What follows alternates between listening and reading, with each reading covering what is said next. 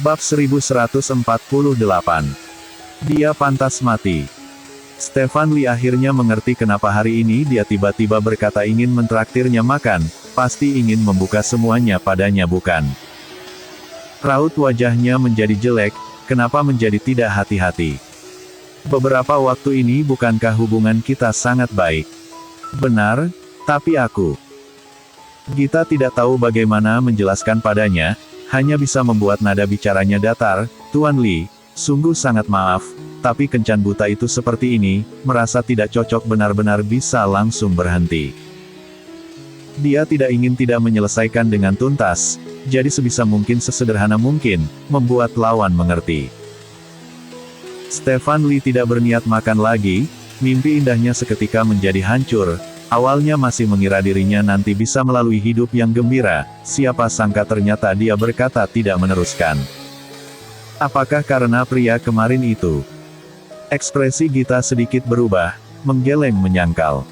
Bukan, menurutku iya bukan.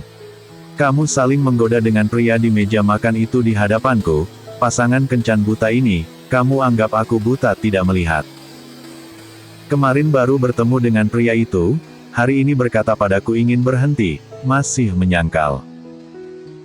Begini saja, aku tidak keberatan kamu memiliki masa lalu seperti apa dengannya, kita cari hari yang baik pergi mengambil surat nikah, lalu mengadakan acara pernikahan.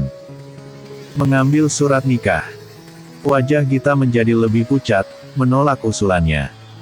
Maaf, aku tidak suka kamu, tidak bisa menikah denganmu.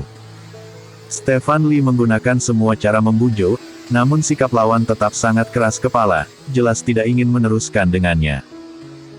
Stefan Lee melihat mimpi indahnya hancur dan tidak ada harapan, segera menjadi marah. Kelihatannya apa yang dikatakan Glenn itu sungguh bukan.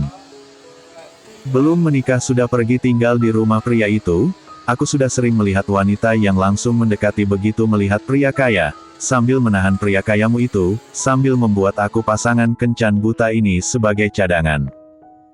Gita Zhou, kamu juga terlalu hina. Suaranya sangat keras, seketika menarik perhatian banyak orang di sekitar, semua orang melihat ke arah sini. Gita Zhou tertegun di tempat, namun dengan cepat mengerti orang di depannya ini dari malu menjadi marah, lagi pula jelas ingin dirinya malu. Namun dia meremehkan tingkat toleransi mental Gita, selain orang yang dia pedulikan, walaupun menerima pandangan aneh dari orang lain juga tidak apa-apa, akhirnya Gita mengambil tas dan bangkit. Bagaimanapun aku sudah mengatakan dengan jelas, maaf, masih ada urusan di tokoku, aku pergi dulu. Gita langsung pergi ke kasir membayar, keluar dari restoran bersiap memanggil mobil pergi. Namun Stefan Lee tiba-tiba mendekat memegang pergelangan tangannya menyeretnya ke sudut. Wanita tengik, beraninya berselingkuh dariku, lihat bagaimana aku membereskanmu. Pria yang memakai kacamata dan kelihatannya elegan dan sopan itu menghilang, sekarang Stefan Lee kelihatannya seperti seekor binatang buas, dengan mata merah menyeret Gita ke tempat yang tidak ada orang. Lepaskan aku, kamu ingin apa? Tolong. Piak.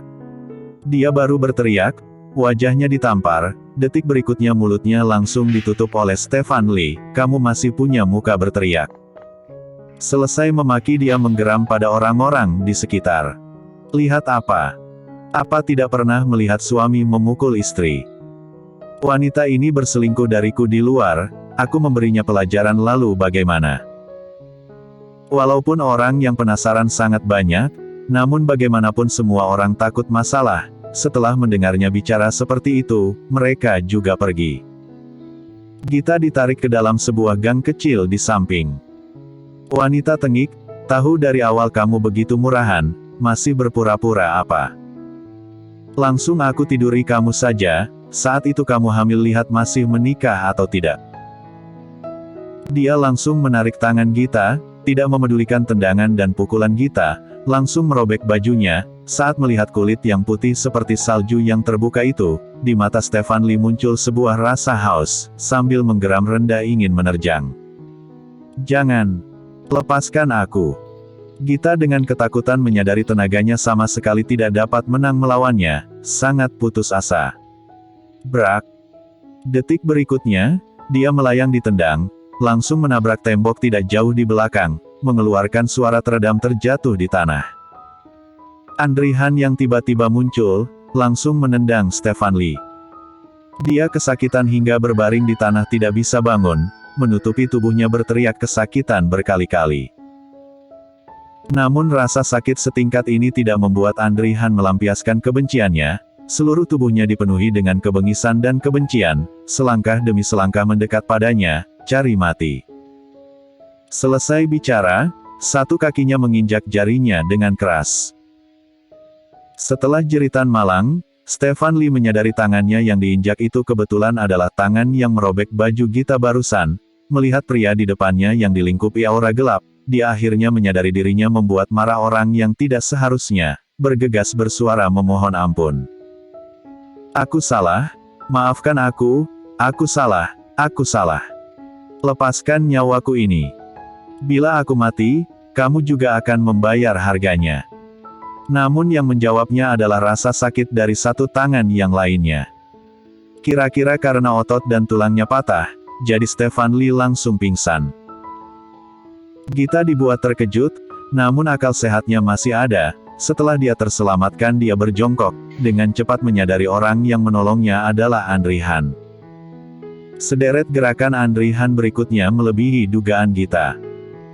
Dia pertama kalinya melihat Andri Han berubah seperti ini, begitu tidak melihat orang, aura yang mengitari di sekitarnya hanya kebengisan, tidak ada yang lainnya. Dia seperti menginginkan nyawa Stefan Lee, walaupun dia pingsan Andri Han tetap tidak berhenti. Sampai terakhir, kalimat Stefan Lee itu, bila aku mati, kamu juga akan membayar harganya. Kalimat ini menarik kembali akal sehat Gita. Tanpa memedulikan dia maju menarik Andri Han, jangan memukul lagi, bila memukul lagi sungguh akan mati. Dia pantas mati. Andri Han masih meneruskan, Gita menarik keras, namun sama sekali tidak dapat menggoyangkannya. Terakhir Gita sejujurnya tidak dapat mengendalikan dirinya langsung menangis keras. Kamu jangan memukul lagi, aku tidak ingin kamu masuk penjara. Suara menangis menarik kembali akal sehat Andri Han. Dia berdiri di tempat, menghentikan semua gerakannya. Lalu, perlahan membalikkan badan, melihat gadis yang menangis dengan mata berkaca-kaca, di tatapannya yang gelap meluap kesabaran.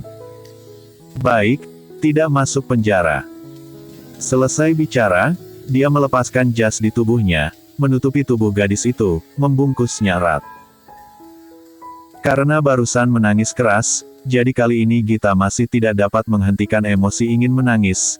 Terisak-isak, Andri Han menunduk mengelap air matanya, menatap matanya yang merah dan wajahnya yang bengkak karena menangis lama, lalu menggendongnya. Saat Gita dimasukkan ke dalam mobil dengan lembut, dia tidak tahan mengulurkan tangan menarik lengan baju Andri Han. Itu. Apa dia akan mati? Mendengarnya, tatapan Andri Han menjadi dingin.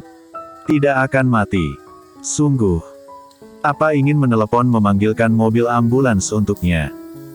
Andri Han melihat ke arah Gita, Gita masih terisak, aku hanya khawatir.